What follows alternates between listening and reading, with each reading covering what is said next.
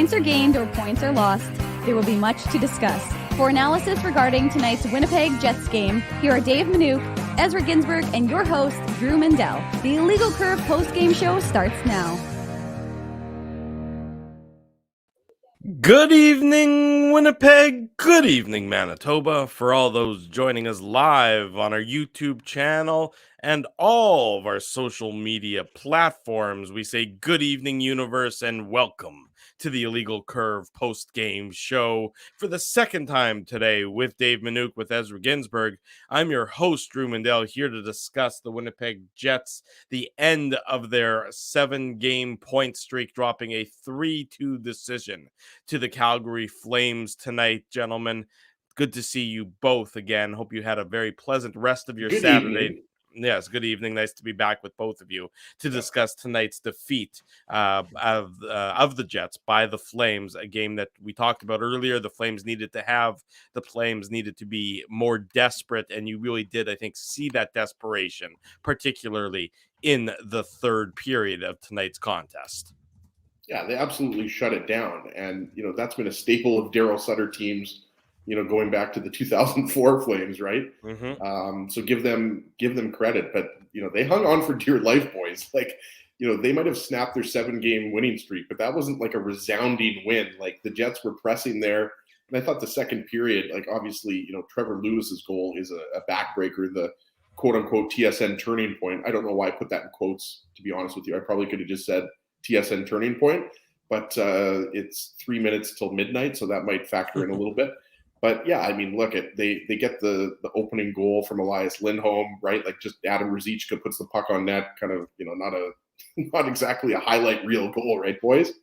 But I think that when you consider this game and how desperate the Flames were, look at I really liked a lot of the Jets game. Nobody seemed to want to score in the power play, by the way, but it was one of those games where Ezzy or get a shot on the power play. Well, yeah, it was bizarre, shot. right? Like, all the good chances were 5-on-5, and I think we'd all agreed, like, there were parts of the game where the Jets controlled. It was very back and forth. Really liked Pierre-Luc Dubois' goal. Obviously, I liked his game. Loved Josh Morrissey's game. I didn't really have any issues with anybody particular. Like, this wasn't really like a game where you could point to. I mean, the penalty kill obviously, was huge for the Jets tonight. And the shorthanded goal by Trevor Lewis, of all guys, right? It has to be Trevor Lewis, the ex-Jet, even though he's more well-known for playing for the Kings and winning the Cups there. But this wasn't a game where you would necessarily pick apart any, one area of the game. I mean, Calgary, the difference was the shorthanded goal. It was a very even game, and you give the Flames credit. But I thought, considering the Jets had all of that time off, we talked about that. There was a lot of time off between their last game, Tuesday. And for the most part, I thought that they settled in the first period. They got better as it went on. In the second period, I thought was their best. I have to check the analytics to see if that matched up with that. But yeah, I mean, Hellebuck was good. I don't think you're going to fault him on any of the goals, right? So look, at the Flames were more desperate, and that one shorthanded goal was really the difference. Well, Dave, I think it's very apropos that there's the three of us here today, meaning there's an odd number of us doing this post-game show, because this game really came down to odd man rushes, and that is where the Jets just gave up way too many odd man rushes. I think it was either 5 or 6 by the time the game concluded, and the Flames obviously capitalized on some of those opportunities, largely resulting in the 3-2 victory. It was. I mean, look, it was a 3-2 game. It was a 1-goal game. It could have gone either way, but the Jets, I don't think really will say that they liked a lot of their game. Maybe the second period they thought that was okay, but they started slow. The first period they got a little bit better as the first period went on, but that third period was really a masterclass in holding a lead and maintaining a lead. The Jets pushed, of course, and they tried to get back into it, but they really weren't able to do so, and it was just too many mistakes by the Winnipeg Jets. In my analysis of how this game really concludes, just too many mistakes throughout the course of the game, a little bit too sloppy at times. They had their chances, obviously, They weren't able to capitalize on it. The special teams weren't very special, but the Flames took advantage of the opportunities that were that were given to them. Yes, my boy Mitch, or your boy Mitch, or whomever boy Mitch, attention to detail very much played a factor in tonight's game, Dave. Well, Jay Miller wants to tank for Bedard, but I don't think that they're going to. The closest I think that Winnipeg is going to come to Connor Bedard is when he comes with the Regina Pats on Thursday and Saturday of this week to play against the Winnipeg Ice, who, by the way, they beat the Brandon Wheat Kings in the Battle of Manitoba today. I think the final score was 8-4. So they are now like 17-1, 0-0, or 18, and they've won 13 games in a row. I think it's 18 actually. So they're unbelievable. So you're saying they're pretty good, Dave? Yeah, they're pretty good what they're doing right now in the CHL. But look, there's no question about it, guys. That it was funny because one of the things we talked about this morning on the morning show, which feels like a lifetime ago, is this idea that the Jets need to have a good start to the game. And the Jets didn't have a good start to the game. They actually didn't have at all. Calgary, I think, was out shooting them 7-2. Obviously got the goal fairly, I think it's like 3:43 or something like that into the first period. And 23. Then it really leave the game recap stuff fine, to me. Fair enough. But the reality is it took till about the midpoint of that first period before the Jets kind of got going, got on, from their heels to their toes, as Rick Bowness likes to say. And you could kind of feel them start to get back into it. And they're getting contributions from the back end. And as he said, Josh Morrissey continues to contribute to this team. I mean, lights out right now, given his point is what he's doing from a points perspective. And obviously Neil Pionk, he's contributing as well. But look, it was a hard fought game. Winnipeg was definitely in it. Like I said, you knew that Calgary was going to give you their best effort. They've played, as Ezzy has talked about again on this morning show. What was the idea? That Calgary's been, these are all 1-goal losses. So while you're not happy to be mired in a losing streak, that it wasn't as if they were getting blown out every game and it's something stinks in Denmark. It's more just a function of this is a team that's had we haven't been watching those games, but they've had some poor luck. So you have to think, okay, what are they going to do to kind of rectify it? And again, like I said earlier, this is one of those things that you knew that Calgary wanted to have a good effort in front of their home crowd because they couldn't afford to, have to lose that. And they didn't, like I said, came out strong, got the opening goal, and they really had the crowd energized on a Saturday night. Yeah, you're exactly right. Calgary liked how they started. They did come out with that, and look, this is still a good Calgary Flames team. This is maybe they're not as good as they were last year, but this is still a very good hockey team even without Jonathan Huberdeau. And you just can't give up that many chances. You just can't give up that many opportunities and then not capitalize on your own opportunities. And I thought today's game might have been sort of one of those games where the Jets really missed a guy like Nikolai Ehlers. Now, the Jets miss Nikolai Ehlers more, oftentimes because he's a fantastic hockey player and he's, a top line player on their team and, and a guy that puts you on the edge of your seat. But in tonight's game where the Jets just sort of looked like they were, maybe a step slow, half a step behind the Calgary Flames, and everything was disjointed and everything was a little bit of a struggle. A guy like Ehlers, who is a zone entry machine, particularly on the power play, where the power play had a lot of difficulty setting up, I think his presence in tonight's game really would have helped the Winnipeg Jets. Now, I'm sure you're all thinking they're saying, no shit, Sherlock, Nikolai Ehlers' presence would help the Jets in every game, and that's true. But tonight I thought they were sort of just missing that one other player who could have maybe stepped up because they're the top flight players for the Jets. I thought Pierre-Luc Dubois was good, but other than that, I did not think that Connor or Scheifele or I mean, if you want to include Wheeler in that, I didn't think that they were anything to write home about in tonight's contest. No, you're bang on, Drew. I can't disagree with that because this was more of a low event game. And Nikolai Ehlers is a high event player, right? Yeah. Like, you're right. I mean, he can dazzle you. He creates offense.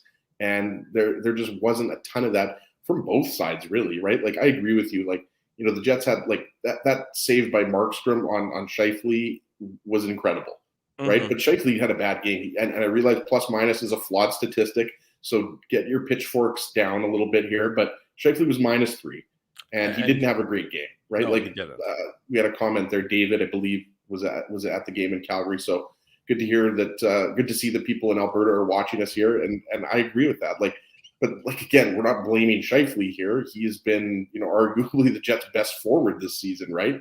So I agree. Dubois was more noticeable, and we'll get into the Betway game recap, and we'll talk about the goal and everything like that. But this just, it was a decent game, but definitely in the third period, I mean, there just wasn't. And again, no Chris Tanev, no Jonathan Huberdeau, but Tanev still played. Oh, sorry. Tanev is back. He was out of the lineup. Sorry, Yes, you're right. This was his first game back. He was responsible for the largely responsible for the Pionk goal. It was his giveaway. Not to get too far ahead, but No, you're right. But he improved as the game went on, particularly on the penalty kill. He did a great job getting in some lanes and shot blocking for the Flames. Yeah, and even though this is like you said, you can't take Matthew Tkachuk and Johnny Gaudreau, your two best players, out of the lineup, and even if you replace them with Jonathan Huberdeau and Nazem Kadri, I mean, you're not as good. I'm sorry, those two players are just a little bit a step ahead. Huberdeau, equalizes it a little bit because he's obviously a guy who's extremely offensively talented. But yeah, I think that you missed Ehlers and you just didn't have a lot of offensive spark, right? Like I was telling Dave, Axel Janssen-Fjällby was one of the players that stood out the most just because of his skating, his energy. Mm-hmm. He's out there on the PK. He was one of the best Jets out there for me. And I would, I like David Gustafsson. David Gustafsson's game, you have to look at those subtle little things that he does. There weren't any scoring chances that stood out for me specifically for Gustafsson, but that line just, to me, those two guys are really solid. So, yeah, I mean, this game, it's unfortunate because, the 7-game point streak, the Jets were 6-0-1 going into this game in their last 7. It's unfortunate, but I think you're pretty happy with the way you played. I mean, you obviously wanted 2 points here, but you don't have time to dwell on it too much. You've got Seattle coming up in 24 hours, and you want to get back into the win column as soon as possible.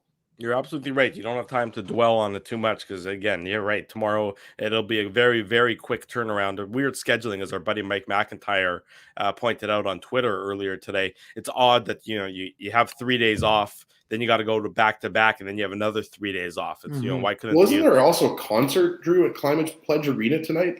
Somebody was saying Smashing Pumpkins is there or something. Which shout out to Billy Corgan. There you go. Great musicians. Terrible live though. Really? Yeah, Smashing Pumpkins. I can see that. You know what I heard that about Dave? Weezer. I always liked Weezer, and then I had tickets to Lollapalooza in Chicago, 15 years ago. Shout out to Sean Moglove. I was supposed to go there. I think a car broke down or something. I was going to say, why didn't you go? I don't know. I did. That's probably because when Ezzy got over the border and they said, "Do you have anything to declare?" He goes, "Do you have any weapons?" He goes, "Just these guns." No, that wasn't me. That was another one of our friends. But yeah, I don't know. But somebody told me Weezer was the headliner, anyways, and somebody told me Weezer wasn't good live, Dave. So I'm not surprised about Smashing Pumpkins, even though some of those albums like Siamese Dream and their music is amazing. It's just that what was the other one? Bullet with Butterfly Wings was the single. What was that album called? Melancholy and the Infinite Sadness. There you go. Wow, nicely done. Ezzy. Let me ask you this. Here's a trivia question. Do you know what Billy Corgan does now? I think he own a wrestling. Good, right? Very good, Ezzy. Yeah. He owns a wrestling company. You're exactly right. Well, I like what Tyler and LeBroker is saying right now. Instead of smashing pumpkins, smash the like button, folks. There you go. It's 10 after 12 in the morning. Yeah. You started your Saturday morning. You started your Saturday morning with a legal curve. You're ending your Saturday morning, technically starting your Sunday morning, which is going to be a phenomenal day of sports in Winnipeg. And like I said, just smash that like button, folks. Let us feel that love. Let us feel the illegal curve love.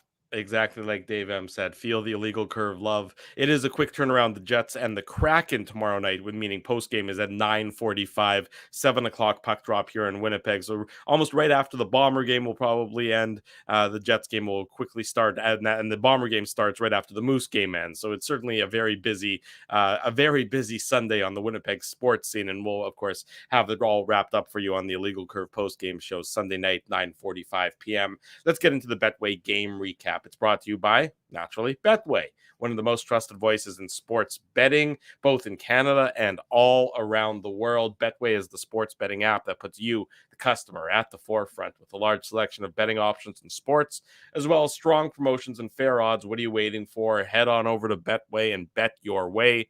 Must be 19 years or older to play. Please play responsibly. Calgary opens the scoring. It's at the 3:23 mark, Dave, not your 3:43 that you're trying to pull out there earlier. Come on, man. It's Elias Lindholm, his 5th of the season assist to Adam Ruzicka and Rasmus Andersson, putting the Flames 323 is the board. same backwards, by the way. Yes. Do you know what that's called? A word Anagram, that's both. It's an anagram. Thank you, Dave. Yeah, yes, the cool. word that's both the same forwards and backwards. So Come on, yes, Drew. Come on, this is an amateur hour at the Apollo. Let's move on. I'm not sure Ginsburg knew that one though. I think he was a little stumped there Palindrome for a too. second. Isn't a palindrome something like that? An anagram is a word actually you can make from another word. I I think think it might be palindrome. it might be a palindrome. It's Onomatopoeia. really late at night, folks. The fact we even know what an anagram or a palindrome or know that we can pull out those words at this hour should tell you a little bit about what's happening right now. In any event, 3:23, Elias Lindholm, his 5th of the year, assist to Adam Ruzicka and Rasmus Andersson. It's a clever little tip. Connor Hellebuyck's not the best goal he's ever given up, probably not the worst goal he's ever given up. To me here, again, Scheifele's in decent position, just doesn't tie up the stick. Probably doesn't expect that it's going to end up in the back of the net, but just, again, I know somebody told me to say it earlier, the attention to detail just a little lacking from the Jets' perspective on that one, Ezzy. Trademarked by Drew Mandel right there. Yeah. I mean, look, Elias Lindholm is a fantastic player. I think we all know that. And this was right off the face-off. And Adam Ruzicka, by the way, it's been really impressive. He's a guy that Dave would know, a little bit of a late bloomer, 2017 draft. And he's a guy that's now actually was playing with Chris Tanev out. I forgot that he was on the ice. Obviously, I wasn't paying attention very well, guys. I was having a few libations at a friend's house, so blame that a little bit. But palindrome, education, and entertainment. I'm not sure what that means. Saying we're the word palindrome and talking about palindrome. Yeah, you educated him and you're entertaining him. Yeah. Come on, Izzy. Corey, that's what we try to do. We try to entertain and educate. I don't know, how much educating I do, but I'm more of the entertainment variety, but I like it anyways. Yeah, I mean, look, it was a nice tip. Scheifele maybe a little bit slow there, guys, but I mean, I don't think you can dissect this one too much. Like, this to me was, kind of just a nifty pass, a nifty finish by Lindholm, and were the Jets a little bit, a step behind? Yes, but I think, on a lot of plays like this, quick plays off of set plays, if you will, or quick plays that develop off of a face-off, I think you could say that about a lot of them. So yeah, I mean, you can't fault one person on the Jets, I don't think, on this goal. I think this was just a question of maybe being a little bit slow to react in your zone. Yeah, I'm not trying to lay the blame directly on Scheifele you or were. anything. Just thanks, Essie. Jets tie it up about 11 minutes later, 11 minutes and 23 seconds later, 14:46 mark of the first period. Dave, Neil Pionk, his 4th of the year, assist to Josh Morrissey. All Josh Morrissey does is get points and primarily assists, but this is a great pass. This is a great pass from on Morrissey. Yeah, it's a great pass from Morrissey. It's a great pass from Chris Tanev to start the play, which is unfortunate because he plays for the Calgary Flames. But, Morrissey with a great pass to Pionk, and then a fortuitous bounce, a fortuitous deflection off the defenseman's stick. And it beats Markstrom moving the wrong way because of the deflection, Dave. Yeah, and as he just said, I mean, Josh Morrissey makes a great feint and gets it, feathers it over to Pionk for the game time goal. And it was at that point, right? Like I said, just a few minutes earlier, you could feel the Jets kind of get back into their game. They recognized, okay, Calgary's push has come. Now it's time to kind of push back. And so you felt that in the game, you kind of felt that turn, and you felt the Jets start to kind of push back a little bit more. So, you know what? I mean, they got rewarded for starting to work hard in the contest. And, it was, like you said, it wasn't anything fantastic, but at the end of the day, it's one of those things that the Jets needed more of, right? I think they said on the broadcast, the Jets are now on. I mean, what was the number that they had? They had the least goals from the back end last season in the NHL. And interestingly, the number that Rick Bowness, I want to say in training camp, used was 44. 44 goals from the back end. And that, I think on the broadcast, they said that's what the Jets are actually on pace for right now is 44 goals. So, I mean, it's also Morrissey's number. Morrissey's number. It's all numerology. Oh, Drew, let me tell you. I'll tell you what Josh Morrissey champion there. We were ready to go there. I'll tell you what Josh Morrissey's number is going to be 82 because right now that's what he's on pace for in terms of assists. Now he may not maintain that, but I mean, considering his career high is 26 assists in 2019, he's going to smash it. He's going to smash that, I think, quite handily this year. So, no, I mean, look, it's one of those plays that you want to see the Jets get a bounce back because they hadn't been playing. Like I said, they didn't have a great opening 10 minutes, but you could feel them start to get that pushback and assert themselves in the game. And you wanted to see that because, look, they have had – I'm not making excuses. I believe me, you have to be ready to go when you have the luxury. You can't say, well, we got the benefit of resting our guys, practicing, and then we were a little rusty. But it looked like they were a little bit, not ready to go. And then finally woke up and they got back into the game, courtesy of that goal by Neil Pionk. Just want to say one thing about that Morrissey pass, right? Like it's obviously, first off, I forgot that it was Tanev that gave up that puck. I forgot he was actually back in the lineup, but you did say you had some drinks. It's okay. Well, yeah, I had a few Alexander Keiths, but to me, what's as so impressive about what Morrissey does there, to me, it's just all awareness. Like that's just a skilled, aware player.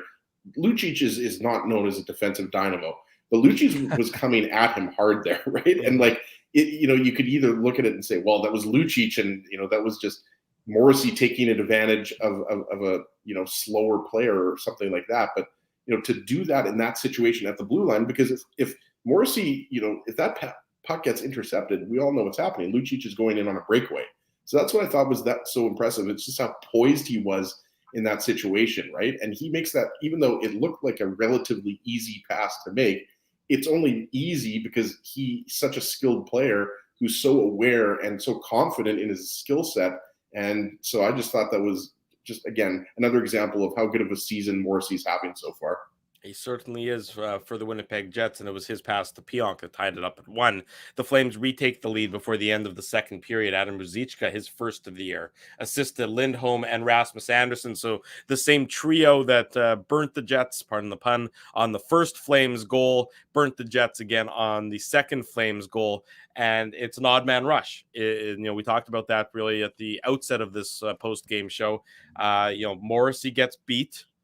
Not Morrissey, pardon me. Scheifele gets beat, and then they come in, and then Lindholm beats Scheifele, and then they come in 2-on-1 on Dylan DeMello, and it's a beautiful pass by Lindholm, feathering it through, and Ruzicka makes no mistake. Again, I don't want to. I'm not laying the blame or saying that this is all Scheifele's fault or anything, but you just have to be a little bit harder in that situation. I know Elias Lindholm is a fantastic player, but you just can't.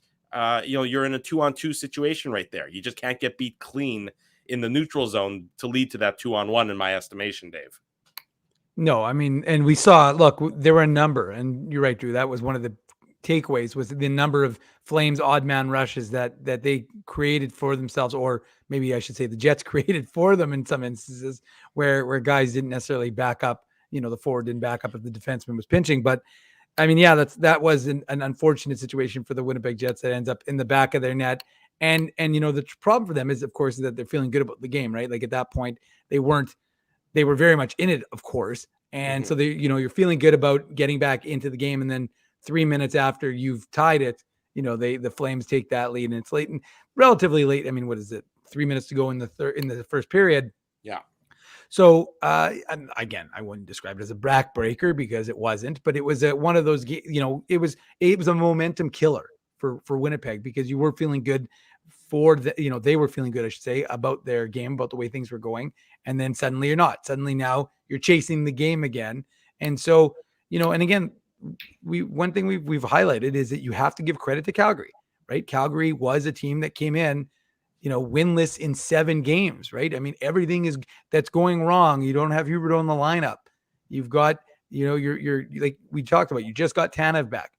Markstrom's playing questionable, although we didn't mention that street hockey double pad stack that he made on Mark Scheifele, which was spectacular in the first period. But you're not, it's not unexpected. And that's what we talked about. You You knew that Calgary was going to be desperate to get something out of this game. And so, they played the kind of the game that you expected them to play. And they took advantage of miscues by Winnipeg. And that was an instance of a miscue by Winnipeg that results in that play ending up in the back of your net. Scheifele's got to be more aggressive there. He just has to be, like, in the neutral zone there on Lindholm. I agree with Drew. Like, Lindholm is a fantastic offensive player. He's a good defensive player as well. But on this one, to me, like, as opposed to the first goal, you could definitely single out Scheifele on this one. Yeah, he's just got to be tougher there. He just can't get beat. I mean, you're in a fine position as long as you don't get beat clean, right there in that instance. And you just have to have a little bit more awareness of what's going on. There's no real need necessarily to even be pressing up that tight against Lindholm right there, allowing him to sort of roll off your body. It looks harmless, and then it becomes dangerous. And full marks to Lindholm for having the skill set necessary to make that play. But this is sort of probably an instance where having a forward back there as opposed to another defenseman ends up hurting the Jets. And I'm up. Dylan Samberg is the other Jets defenseman on the ice in this instance. Actually, it's not. It was must have been a line change or something. I apologize. It was Brendan Dillon was out on the ice there in that instance, and Dillon's got to be. I'm not. I assume Dillon was pinching and Scheifele was covering for him. Yeah, you're right. I mean, the Jets were too deep. I know Connor was very deep on that play. Mm-hmm. I'm not sure if they had the full line out there, if Appleton was out there as well. But I mean, the Jets were too deep. They got burned by the stretch pass, and it was that play was dependent on Scheifele cutting that off there. And again, we're not taking anything away from Scheifele as a player. We're just talking about this one play. I mean, he's the last line of defense in that sense, right? Obviously, Hellebuck is the last line of defense, but you guys know what I mean. He's the last line of defense from that becoming a 2-on-1 odd-man rush. That's what I meant. Yes, exactly right. And DeMello, and then Lindholm makes a great pass, to Ruzicka that makes it 2-1 for Calgary after 20 minutes. As Dave touched on it, not a great 20 minutes for the Jets. They started slow, they got a little bit better, and then Calgary gets the goal to make it 2-1 after the initial 20. The Jets tie it up early in the second period, though, and this one was a beauty. This is a 5-man unit, and you referenced it in a tweet, Dave, about Craig Button last week on the Illegal Curve Hockey Show, saying sometimes the fourth and fifth assists don't show up on the score sheet, but they're just as important. And this was absolutely one of those instances. It's Dubois. It's at the 4:23 mark of the second period. Pierre-Luc Dubois, his 7th assist to Morrissey and Pionk. And, it starts with Morrissey in the neutral zone. It involves Mason Appleton as well, but just one of the absolute nicest passing plays you're going to see that results in a goal here by Pierre-Luc Dubois, Dave.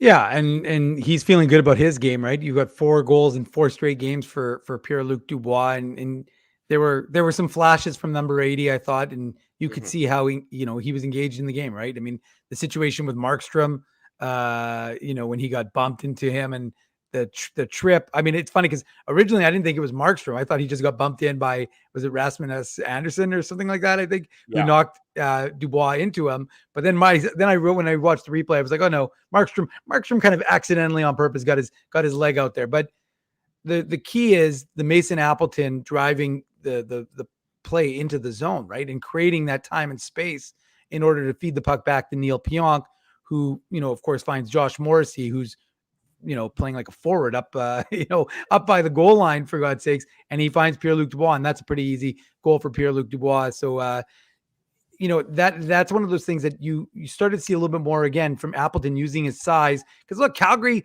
everybody's been referencing in the chat, Calgary's a big physical team, and they're going to try and wear you down. And that's what, like we saw it with the David Gustafsson hit by Lucic behind the net. We saw Lucic try and hit Adam Lowry and get absolutely demolished by number 17. But that's the kind of game.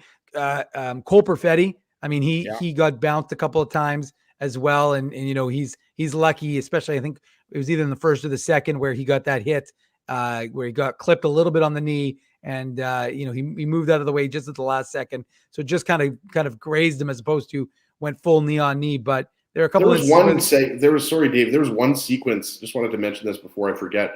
Yeah. One sequence in the second period where I forget who the Calgary Flames player was, but just took him, outside and fed Wheeler with a really nice pass.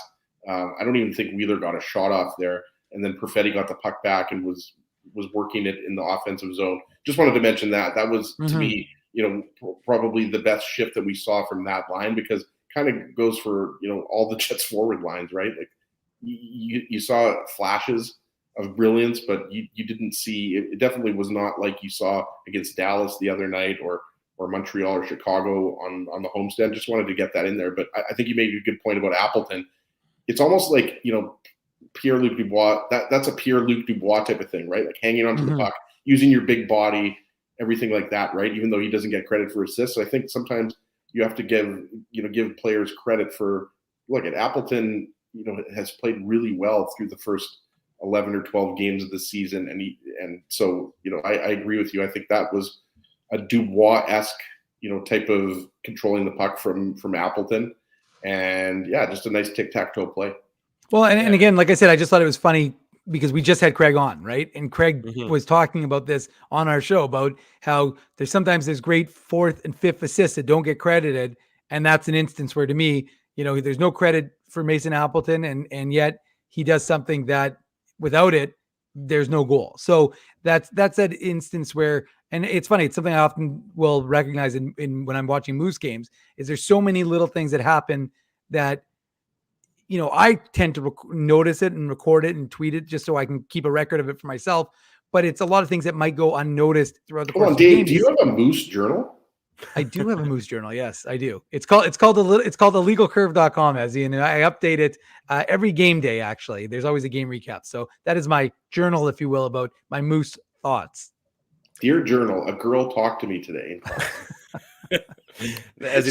She said to me, "Sir, what would you like to order?" That's usually about as good as it gets. Two fat boys and fries. We talk about missed opportunities in this game, and there are certainly a lot for the Jets, and you can't speak about missed opportunities without touching on the 5-on-3 that the Jets had late in the second period. It's one thing to not score. And that went well. Yeah, it's one thing to not score on a 5-on-3.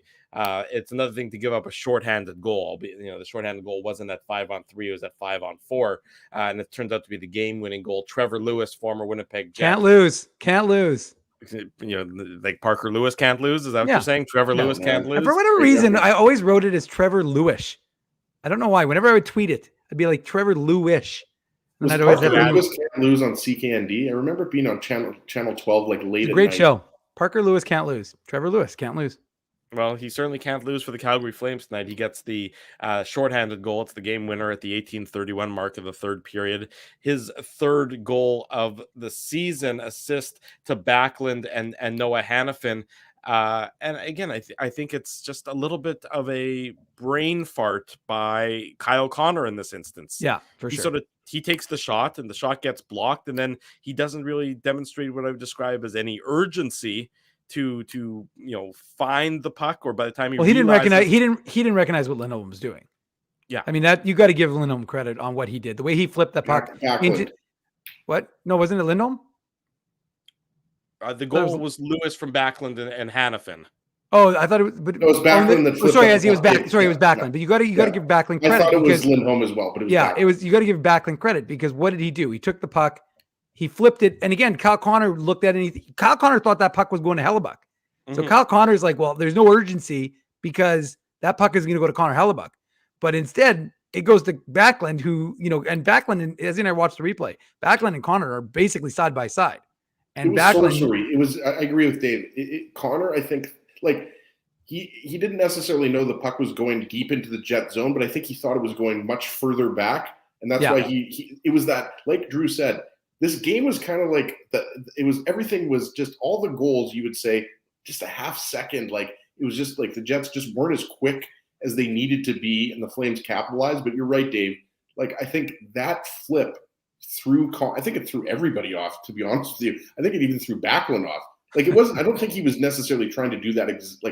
Like it's just impossible to calculate that type of flip. Well, and Ezzy, it's also a weird thing to do, right? When you're trying to kill a penalty, you generally wouldn't want to put the puck into the neutral zone. No, you'd want to get it obviously as deep as possible. Backlund's a great defensive forward, right? So he knows what he needs to do in that situation. But you're right. I mean, that just Connor wasn't quick enough to react, and Backlund goes up. It's a 2-on-1, beautiful pass to Lewis. We all saw the move. Lewis goes forehand, backhand, just really nice move by Hellebuyck. Yeah, and that makes it 3-2 for the Flames. The Jets have their opportunities though, so you can't touch on this game recap without mentioning the missed opportunities. So they score on the shorthanded goal. Seconds later, 30 seconds later, Jacob Markstrom takes that tripping penalty, and it's a 5-on-3 for the Jets. And now Markstrom, I'm not really sure what he's doing here. I don't mind it. I sort of like when it's when goalies play with a little bit of an edge. You come anywhere near my crease, you're going to get a two-hand, sort of old school Ron Hextall style, or not Drew. Not when you're mired in a 7-game losing streak and you're up by a goal. No, not the time and the place. Maybe if you're up 5-1, you do that, and you're playing well. Yeah, I can live with that one. Fair enough. I can live with both your comments there. In any event, he Markstrom takes the penalty, and the Jets power play is just, it looked inept. I mean, to not get a shot when you're 5-on-3. And the power play was looking really good on the homestand. That's what's confusing about it. And I agree with Drew here. Like, zone entries, just setting up, like getting some sustained pressure. Like the power play, it almost looked like a preseason power play. It was really bizarre. Yeah. And then the third period, the Jets do basically all of nothing. 4 shots on goal. The Flames were more physical. The Flames were faster. The Jets just absolutely couldn't generate anything, in that third period. It just looked like Calgary could taste that, getting rid of that losing streak, and they were going to do everything in their power to prevent that losing streak from continuing. And the Jets just didn't have that extra gear. They just didn't have that the wherewithal to really handle Calgary. I thought Calgary's forecheck was tremendous. I mean, we saw Cole Perfetti take that retaliatory penalty early in the third period after he took another big hit.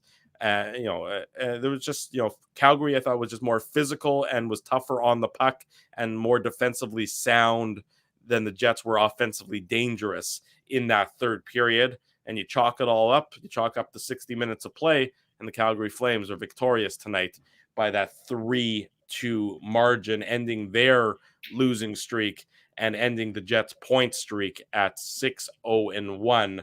And keeping the Jets tied in a tie with both Colorado and Dallas atop the Central Division, getting a little crowded there as the Avs actually will take over top spot, even though they played the same number of games as the Jets.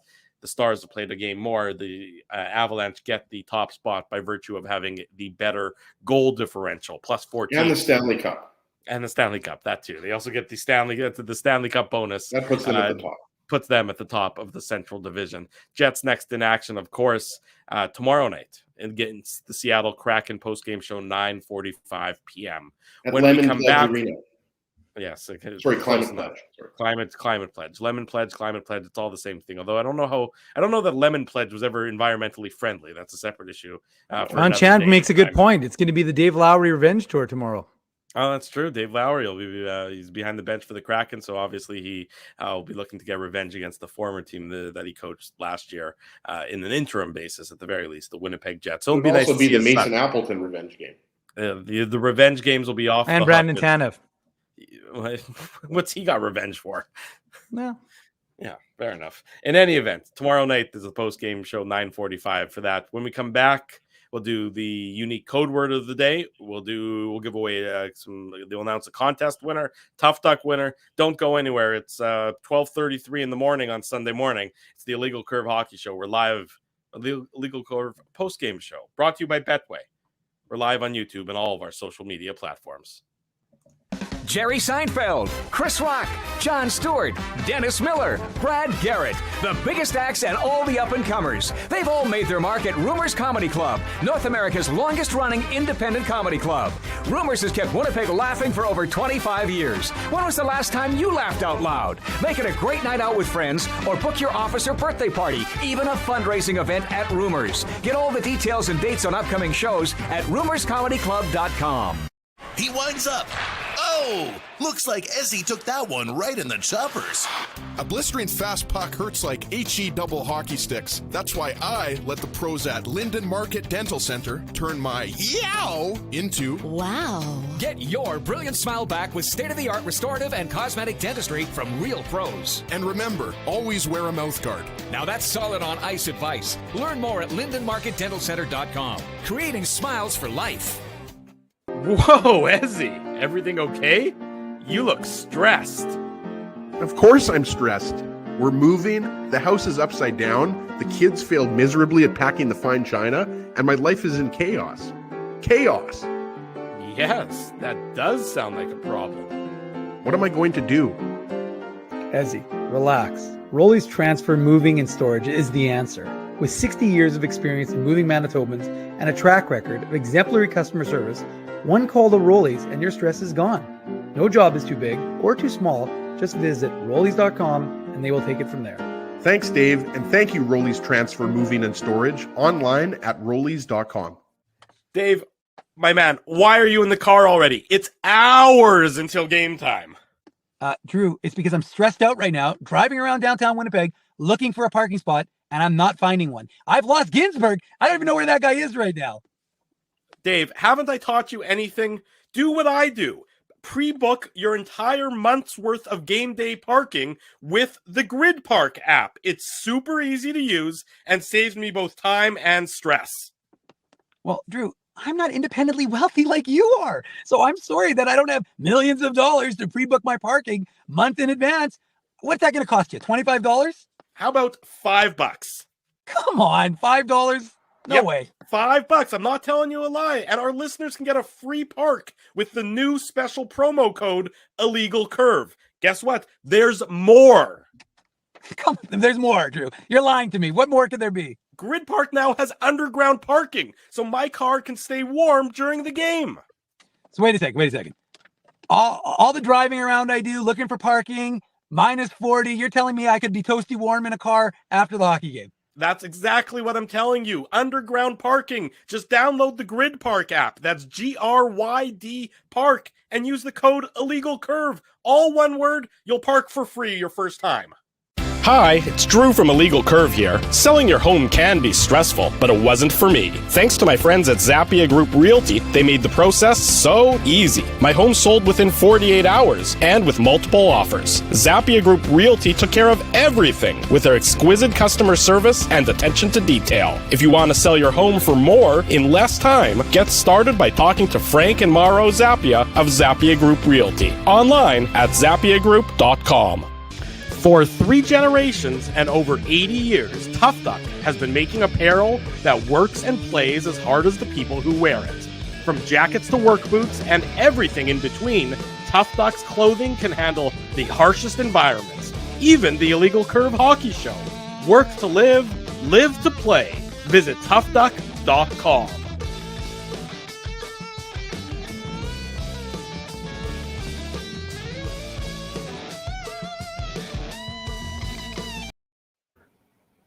We're back on the Illegal Curve post-game show. Drew Mindell, Dave Manouk, Ezra Ginsburg with you Sunday morning. Now, how about this for a day? Saturday morning, then it started at Saturday night, and it goes again until Sunday morning, and it'll go again Sunday night. A very busy weekend for us good folks at Illegal Curve. A big thanks to all of you for joining us as we recap tonight's Jets and Flames game. The Flames victorious 3-2.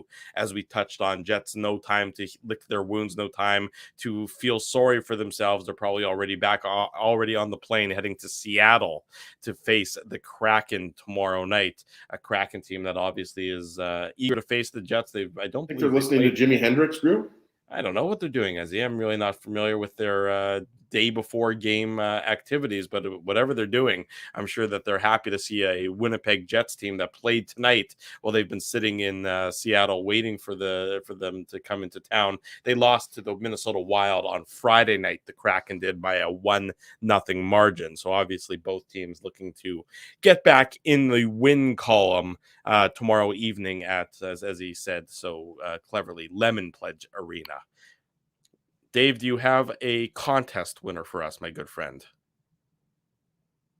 I do indeed. Okay, can you please do that? This is, of course, is Do they the have illegal. a name? This is, of They course, do. They do indeed. Of course, the Illegal Curve merchandise contest. We do this on each and every post-game show. Sometimes we give away jerseys. Sometimes we give away T-shirts. Sometimes we give away toques. You never quite know what we're Hats. going to give away. Sometimes we Hats, give away sorry. palindromes.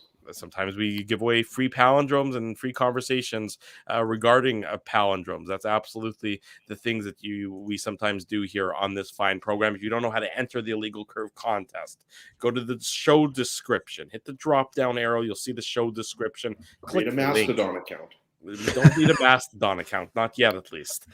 Click the link. You'll see it in the show description. If you can't find it there, it's all over our website, illegalcurve.com. It's also all over our Twitter feed at Illegal Curve. So we're just really, do 1 second or so of effort, and you'll be able to find that magic link that'll allow you to enter the Illegal Curve contest and potentially win some great swag that you can wear and sport and say, hey, those great guys at Illegal Curve were able to hook me up with that. Who is the winner of the merchandise contest tonight, Dave M? His name is right there. Les Thompson. Les, congratulations. You are the winner of the Illegal Curve merchandise contest for tonight's Jets and Flames game. Of course, more contest winners to come. So We should have Drew. We should have like a requirement. Like you have to get in touch with us within like 25 minutes. Like we want you to be in the post game show in order to win. We're not going to do that yet.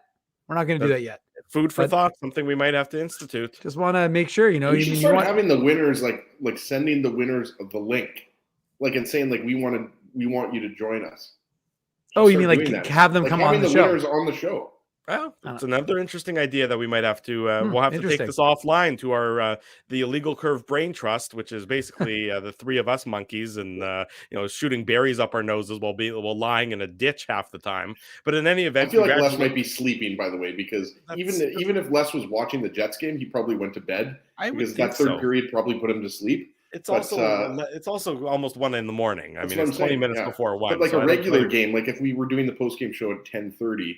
Yeah. Why don't we start having them on? I think it'd be fun. Well, then we should. That's a big congratulations to Les Thompson, the winner of tonight's merchandise contest. And of course, I know what all of you are been waiting for. It's the unique code word for the Illegal Curve contest. You enter in that unique code word, you get extra entries. If you enter in that code word, the unique code for tonight, Red Mile, all one word, all caps, paying tribute, of course, to the Red Mile that took place in Calgary when they went to the Stanley Cup Finals all those years ago. Red Mile. Also the sequel to the movie Green Mile. And Dave. All right, folks, this one is done. He's out. That was a good one, Ezzy. I liked it.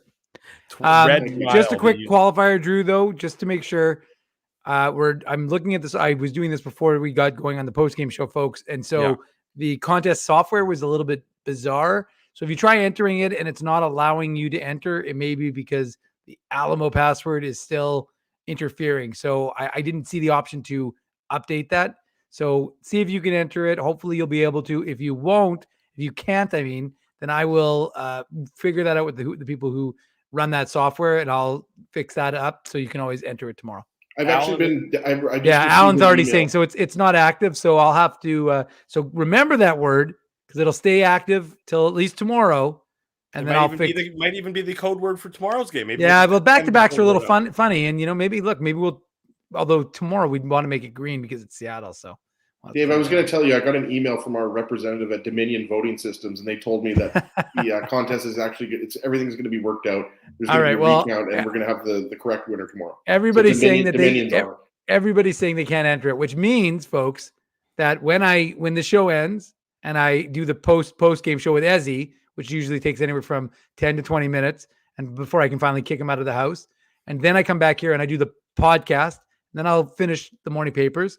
But once I do all of that, I will be on this and I will try and figure out why secret code word isn't working. And I will try and get that updated so you can all enter it tomorrow, and we'll have it active till at least tomorrow night's game. So I'll try and make sure it's working. I'm convinced that Dave M is a bat. Or you know what I'll do? That's the only thing that makes any sense. You're nocturnal. Yeah, probably a little bit of that. But the other option is what I could do is if this doesn't work, then although I kind of want to reward the people who were stayed up with us late. So I was going to say I could just make tomorrow's word worth 20 instead of 10, but then everybody who didn't stay up late is going to get the benefit of tomorrow's word. So I'll try and figure it out. Don't worry. We're going to defer to your judgment on this one because I'll try and make it happen. I know that I'm going to bed, and really, whatever happens as soon as this show ends, it's you guys can figure out on your own. I don't really give a damn. I'll be perfectly blunt. 12:45. Some of us have some of us in 12 hours. Some of us will be at the Moose game. You are nocturnal. I don't know how you do it, but all the power. Actually, I do know how you do it. If you don't have kids, it's a lot easier to stay up late. So in that case, congratulations and all the power to you. Ezzy, Tough Duck hardest hitting comment for tonight. Who's getting the prize? Yeah, there's a lot of good comments. I sent it to you in the private chat there. We're going to give it to loyal IC viewer and listener Phyllis, who's in Morden. Basically, that puck passing and stick lifting that happened last game to Dallas happened to the Jets tonight. Injuries, line changes, and dirty shots by Calgary did the rest. Phyllis is, as I mentioned, always brings the heat. Great commenter. I've never met Phyllis, but I'm sure she's an awesome human being as well. So Phyllis, send me an email, ezra@illegalcurve.com, or you can send me a DM on Twitter while we're still on Twitter, because I think there's some people that want us to join Mastodon and TikTok and kind of give it to Elon and all of his hijinks. So you can slide a DM to me on Twitter, but we're going to give it to Phyllis. Awesome comment. Always brings the good stuff on the IC postgame show. Big congratulations to Phyllis for winning tonight's Tough Duck hardest hitting comment. Big thanks to our friends at Tough Duck for sponsoring that fun comment night in and night out.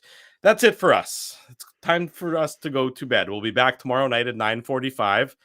With the Jets and the Seattle Kraken, the post-game show. Of course, illegalcurve.com is up to date. Dave M has all the latest Winnipeg post-game show recap is already up there, including post-game, including the interviews. So just go ahead, as Drew would say, and check it out. Yes, be sure to check out the website, illegalcurve.com. If any of you are going to the Bomber game tomorrow, I'll be there. If you see me, come say hi. I'm really nice. In reality, I'm actually a nice person. Bring your eggs. Yeah, no, I'm in reality, I'm a nice person, and I'll be always glad to meet any fans of Illegal Curve, even if you're a fan of Dave and Ezzy's and not so much mine. You can just humor me or just talk about Dave and Ezzy and how great they are. You don't have to talk about, you don't even have to mention me, frankly. Just if you see me at the Bomber game, there you go. Come did you get any hate mail since this morning, by the way? No, not since this morning. Actually, really, that email I sent you didn't go through. Apparently, no. I think Laura may have sent me some hate mail, but that's a separate issue entirely. That's called two shows in one day.